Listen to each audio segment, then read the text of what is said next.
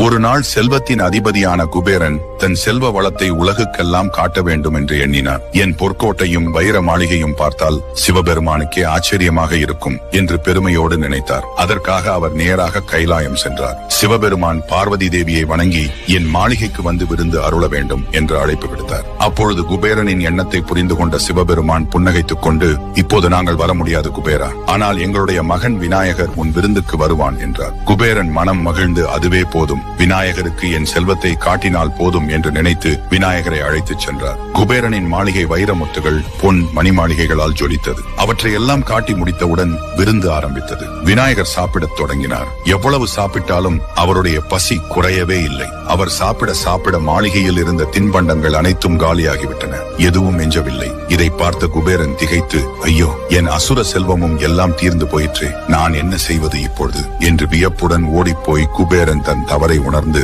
பணிவோடு சிவபெருமானிடம் மன்னிப்பு கேட்டார். அப்பொழுது சிவபெருமான், குபேரா, உன் செல்வ அகந்தைதான் உன்னை சிக்க வைத்தது. செல்வம் மட்டும் பசியை தீர்க்காது. அன்போடும் பணிவோடும் கொடுக்கும் ஒரு சிறிய கைப்பிடி உணவுதான் உண்மையான விருந்து. இதை கேட்ட குபேரன் தன் தவறை உணர்ந்து கண்கலங்கி போனார். உடனே அவர் மாளிகைக்கு சென்று எஞ்சியிருந்த சிறிது உணவை எடுத்துக்கொண்டு இந்த முறை பெருமையின்றி அன்பும் பணிவும் கலந்து கணேசனுக்கு அளித்தார். விநாயகர் அதை சாப்பிட்டதும் அவருடைய பசி தீர்ந்து விட்டது. புன்னகையுடன் விநாயகர் சொன்னார், குபேரா, இன்று என் பசியை மட்டுமல்ல உன் கர்வத்தையும் தீர்த்து விட்டாய் என்றார்.